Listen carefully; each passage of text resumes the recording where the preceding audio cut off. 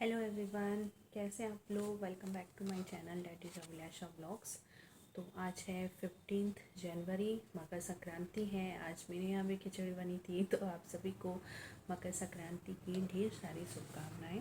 और जैसा कि यूजुअली होता है कि जब ज़्यादातर खिचड़ी के टाइम ना मौसम काफ़ी ठंडा हो जाता है, क्योंकि कुंभ मेला में इस टाइम ही स्पेशली वो स्नान वगैरह होता है। तो यहाँ भी काफ़ी ठंड है, और वो आपको मेरे स्वेटर से पता चल रहा होगा कि ठंड काफ़ी ज़्यादा है।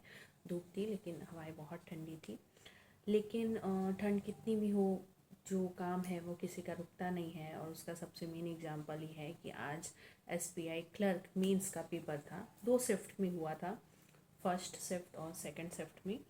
तो बस इतनी ठंड में भी बच्चे पेपर देने गए थे, इस उम्मीद में कि अगर इसमें मेंस में हमारा हो गया तो क्लर्क में, जैसा कि बैंक के अब इंटरव्यू नहीं है, सिर्फ प्री और मेंस पे डिपेंड करता है सब कुछ। तो अगर प्री क्लियर हो गया तो प्री क्लियर हो गया है, और आज का अगर मेंस क्लियर हो गया तो सीधे ज्वाइनिंग उन्हें मिलेगी। तो ठंड की परवाह ना करते हुए जो भी बच्चे आज पेपर देने गए थे, उन सभी को आ, यही उम्मीद रहेगी कि भाई पेपर सबका अच्छे से क्लियर हो जाए।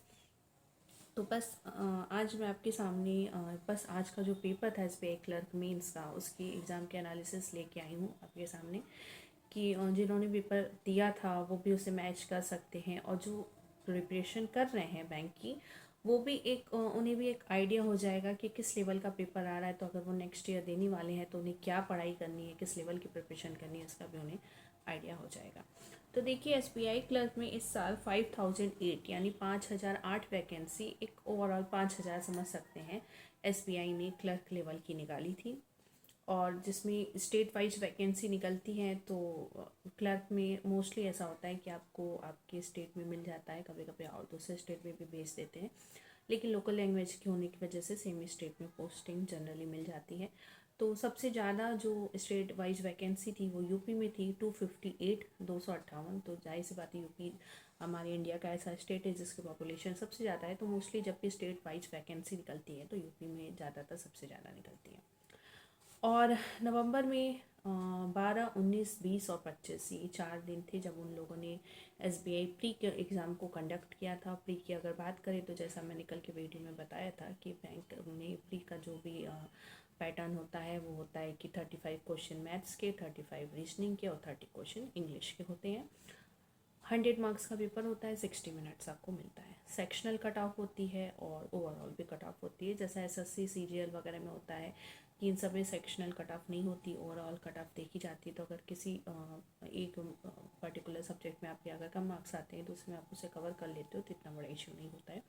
बट बैंक में सेक्शनल कट ऑफ होती है, तो आपको ओवरऑल कट ऑफ क्लियर करना भी ज़रूरी है और आपको सेक्शनल कट ऑफ भी क्लियर करना ज़रूरी है। यूपी में क्लर्क प्री की बात करें तो 77.5 यानी 77-78 अप्रॉक्स इतनी क्लर्क की प्री की कट ऑफ गई थी फॉर जनरल कैटेगरी। मतलब 100 मार्क्स में 77-78 मार्क्स आपकी क्लर्क की कट ऑफ गई थी जनरल कैटेगरी के लिए। तो जाहिर सी बात है अच्छी खासी कट ऑफ गई थी, और अब इसी टाइप की कट ऑफ जाती है। क्लर्क की 75 प्लस ही जाती है, पीओ की भी 60-65 प्लस ही जाती है। पेपर का लेवल अच्छा खासा होता है उसके बावजूद, क्योंकि वैकेंसीज अब कम होती जा रही है, नंबर ऑफ अटेम्प्ट्स देने वालों का बढ़ता जा रहा है, इस वजह से कट ऑफ ज़्यादा जाती है। और अगर एसबीआई क्लर्क मेंस एनालिसिस की बात करें तो आज मेंस का पेपर था, 2 शिफ्ट में हुआ था। 2 आवर्स 40 मिनट्स का पेपर था, यानी कि अगर मिनट्स में बात करें तो 160 मिनट का पेपर था, 2 घंटे 40 मिनट का। और मेंस में भी क्या होता है कि ऑनलाइन पेपर होता है, सेक्शनल कट ऑफ होती है, वैसे ही सेक्शनल टाइमिंग भी होता है।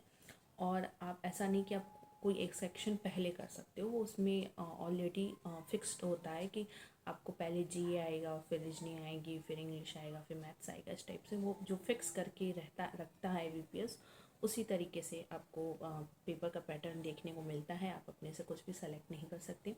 पहले कैसा होता था कुछ सालों पहले कि जैसे आप कोई भी पेपर पहले कर सकते हैं, तो उसमें ज़्यादातर स्टूडेंट्स पहले क्या करते थे कि पहले वो रीजनिंग और मैथ्स को अटेम्प्ट करते थे। क्योंकि क्या होता है कि जब एक सवा घंटा बीत जाता है तो ना हमारा माइंड थोड़ा सा थक जाता है। तो उसके बाद क्या होता है, थोड़े से इजी या कह सकते हैं कि थोड़े जिसमें मेंटल प्रेशर कम पड़े, वो लास्ट में करना ज़्यादा अच्छा होता है। तो जब हम बैठते हैं और तुरंत हमारा माइंड बिल्कुल फ्रेश होता है, तो फटाफट स्टूडेंट्स पहले मैथ और रीजनिंग करते थे और उसके बाद फिर वो इंग्लिश और जी अटैम्प्ट करते थे, क्योंकि उसमें हाथ का काम भी कम होता है और वो सिर्फ थोड़ा सा मेंटल पे प्रेशर पड़ता है, नो डाउट। बट ये है कि जैसे लिखने वाला और ये सब जल्दी जल्दी लिखने वाला ये सब काम उसमें नहीं होता। तो थोड़ा सा माइंड को रिलैक्स करते हुए उस टाइम को लास्ट में कर लेते थे जी और इंग्लिश को। बट अभी जैसा कि पेपर उन लोगों ने फिक्स कर दिया है, IBPS वालों ने, तो मोस्टली ऐसा देखा गया है कि पेपर की स्टार्टिंग GA से होती है। अब आपको 35 मिनट्स मिलता है, अपने 15-20 मिनट्स में सपोज GA कर लिया, जो आया वो आपने किया, जो नहीं आया तो का तो मार नहीं सकते हो। अब आप 15-20 मिनट्स बैठे हुए हो, आपका इस टाइम का कोई मतलब नहीं है, बैठे हुए हो। फिर ये 20 मिनट खाली बैठने के बाद उसमें आपका ये दिमाग में स्ट्रेस चल रहा है कि पता नहीं मैथ और रीजनिंग कैसी आने वाली है, तो आपका दिमाग तो पूरा स्ट्रेस से भर गया। फिर वो आपको दे रहे हैं इंग्लिश, फिर आप उसमें भी 35 मिनट लेके 5 से लास्ट का मिनट बचा के बैठे हो। और जब आपका माइंड ये स्ट्रेस से भर चुका है कि पता नहीं मैथ्स और रीजनिंग कैसे आने वाली, फिर वो आपके सामने रखते हैं रीजनिंग। और इन द लास्ट जब आप पूरे तरीके से 2 घंटे 40 मिनट में आप थक चुके होते हो, फिर वो रखते हैं आपके सामने मैथ्स। तो लेकिन ये है कि भाई हम कुछ कर नहीं सकते, जो करना है तो करना ही है। तो सेम इसी तरीके का था कि देखिए 2 घंटे 40 मिनट का आपको टाइम मिलता है, GA, maths, reasoning and computer. Computer में अब क्या होता है कि कुछ क्वेश्चन रीजनिंग के साथ कंप्यूटर एप्टीट्यूड के भी वो डाल देते, मतलब कंप्यूटर की थ्योरी नहीं होती, कंप्यूटर से रिलेटेड न्यूमेरिकल क्वेश्चंस होते हैं कंप्यूटर एप्टीट्यूड के और इंग्लिश के। तो देखिए 50 क्वेश्चन जनरल अवेयरनेस का होता है, 50 मार्क्स का होता है, 35 मिनट्स की टाइमिंग होती है। मैथ्स की बात करें तो उसमें भी 50 क्वेश्चन होते हैं, 50 मार्क्स के होते हैं, 45 मिनट इसमें टाइमिंग मिलती है। रीजनिंग या कंप्यूटर में 50 क्वेश्चन होते हैं, 60 मार्क्स के, यानी एक क्वेश्चन 1.25 का, 1 मार्क्स का नहीं, 1.25 मार्क्स का होता है। टाइम होता है 45 मिनट्स। और इंग्लिश में 40 क्वेश्चन 40 मार्क्स के 35 मिनट्स, यानी कि मैथ्स और रीजनिंग में वो 45 मिनट्स ईच देते हैं, 45-45 मिनट दोनों को देते हैं।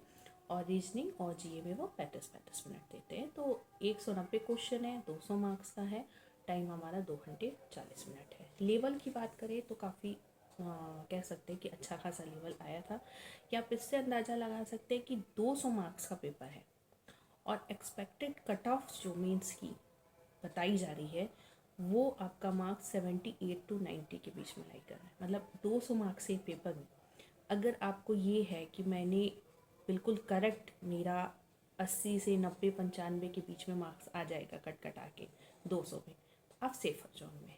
तो आप ये समझ सकते हैं कि प्री की कट ऑफ आपकी जा रही है 78 और मेंस की भी कट ऑफ आपकी 78 से 90 के बीच में लाई कर रही है, जबकि जो ओवरऑल मार्क्स है वो जस्ट डबल है, 100 की जगह 200। तो आप पेपर का पैटर्न और लेवल अंदाज सकते हैं कि अच्छा खासा जैसा कि मेंस का पेपर अब आता है वैसे ही टफ लेवल का था। अगर आपको ये लग रहा है कि ओवरऑल सारा इंडिकेटिव मार्किंग वगैरह होने के बाद भी मेरे 78 से 90-95 तक मेरे मार्क्स बीच में लाई करेंगे, तो आप एक सेफ जोन में हो, आपका मेंस क्लियर होने के पूरे पूरे चांसेस है। ये मैं जनरल कैटेगरी की बात कर रही हूँ। और OBC वगैरह में तो 2-4 मार्क्स और कम जाएंगे, तो अगर आप उस कैटेगरी से बिलोंग करते हो, आपने 78 to 90-95 मार्क्स के किए हैं, तो नो डाउट आपके उसमें तो डेफिनेटली हो ही जाएगा। और अगर मैं पेपर पैटर्न की बात करूँ ना, तो लेवल अच्छा खासा टफ आया था। और जैसे मैं इंग्लिश की बात करूँ तो 40 क्वेश्चन में से 12 क्वेश्चन आपका रीडिंग कम्प्रिहेंशन का था, यानी कि 12 क्वेश्चन आपका अनसीन पैसेज का था, 5 क्वेश्चन पैराजम्बल के थे, न्यू पैटर्न था, मतलब कुछ नया उन्होंने उसमें डाला था, वो आपको वहीं समझ करना है कि क्या है ये, मतलब नया कुछ ऐड किया था जिसको आपको वहीं पे देख के समझते हुए सॉल्व करना था। और 4 क्वेश्चन थे करेक्ट सेंटेंस के, जिसमें सेंटेंस रॉन्ग दिया था तो उसको करेक्ट करना था ऑप्शंस में से कि कौन सा करेक्ट है। 5 क्वेश्चन थे मैच द कॉलम के, और 5 क्वेश्चन थे सिंगल फिलर्स के, 4 क्वेश्चन थे फ्रेज रिप्लेसमेंट के, और 5 क्वेश्चन थे वर्ड यूजेस के। तो अच्छा खासा लेवल इंग्लिश का था। और DI मैथ्स की मैं बात करूँ तो 3 DI थी, मॉडरेट लेवल की थी। अब मॉडरेट का मतलब समझ सकते हैं कि लगभग हाई लेवल ही आप समझिए, हाई लेवल को टच तो किया ही है, ऐसा आप समझ सकते हैं। तो 3 DI थी और मेंस में ऐसा ही होता है कि वो 50 क्वेश्चन में कम से कम 15 क्वेश्चन तो डीआई के देते ही हैं, और कभी कभी किसी शिफ्ट में 20 क्वेश्चन भी दे देते हैं। तो पूरा सारा भार डीआई के ही कंधों पे चला जाता है आपका। तो 3 डीआई थी, और 3 क्वेश्चन क्वाड्रेटिक इक्वेशन के थे, और 5 क्वेश्चन अप्रॉक्सीमेशन के थे, 2 क्वेश्चन नंबर सीरीज़ के थे। और उसके अलावा कैसलेट डीआई थी, डेटा सफिशिएंसी थी, और अर्थमेटिक क्वेश्चन थे। भैया डुग्गू सो के उठ चुके हैं। डुग्गू सो रहा था, और ये मेरी कैप मुझे देने आया था, कैप मैंने नहीं लगाया था। तो और उसकी तो डेटा सफिशिएंसी के और मशीन इनपुट आउटपुट के 4 ओके। तो कैसलेट डीआई के क्वेश्चन थे, डेटा सफिशिएंसी के थे, और अर्थमेटिक के, ये 50 क्वेश्चन थे। फिर मैं रीजनिंग की बात करूँ तो 4 से 5 पजल आई थी, 3 कोडेड इनइक्वालिटी थी, 2 रिजल्टेंट बेस्ड क्वेश्चन थे, 3-4 कोडेड डायरेक्शन के क्वेश्चन थे, 4 मशीन इनपुट आउटपुट के थे, 3-4 डेटा सफिशिएंसी के थे, 8 लॉजिकल रीजनिंग के थे, जो कि लॉजिकल रीजनिंग पहले सिर्फ पीओ में आती थी, वो अब क्लर्क में भी आ रही है, लॉजिकल रीजनिंग के थे, और 3 आपके कोडेड ब्लड रिलेशन के क्वेश्चन थे। सिंपल ब्लड रिलेशन नहीं था, कोडेड था। रीजनिंग को इन्होंने मॉडरेट टू डिफ़िकल्ट लेवल में रखा है, मतलब रीजनिंग डिफ़िकल्ट ही थी। और ओवरऑल जन अटैम्प्ट की अगर बात करें तो इंग्लिश में 23 से 25 सेक्शनल गुड अटैम्प्ट्स हैं, रीजनिंग में 20 से 22 है, मैथ्स में 24 से 26 है, और जीए में 26 से 28। तो जीए की बात करें ना, तो जीए जुलाई से पूछा था, जुलाई, अगस्त, सितंबर, अक्टूबर, नवंबर, दिसंबर, जनवरी के क्वेश्चन काफ़ी कम पूछे थे। ज़्यादातर क्वेश्चन सितंबर, अक्टूबर और नवंबर के थे, और कुछ क्वेश्चन जुलाई अगस्त के भी थे। मतलब पिछले 5 से 6 महीनों तक के जीए के क्वेश्चन को अच्छे से उन्होंने पूछा था। तो ये मेरा एक एनालिसिस थी जो मैंने आपके साथ शेयर की है। तो जिन लोगों ने आज पेपर दिया है वो इसे देख सकते हैं, एक अंदाज उन्हें मिलेगा कि कैसा उनका पेपर गया, और जो भी प्रिपरेशन कर रहे हैं वो उसको देख सकते हैं, जिससे नेक्स्ट ईयर के लिए आप पहले से ही प्रिपेयर रहिए, क्योंकि नो डाउट पेपर का लेवल और सब कुछ हर साल ज़्यादा से ज़्यादा टफ होता जा रहा है। तो बस आज का ये मेरा एक छोटा सा वीडियो था। अगर आपको आज का वीडियो अच्छा लगा होगा तो वीडियो को लाइक करिएगा, चैनल को सब्सक्राइब करना बिल्कुल भी मत भूलिएगा, और अधिक से अधिक शेयर करिएगा। और ये है मेरा, और ये डुग्गू। Bye bye.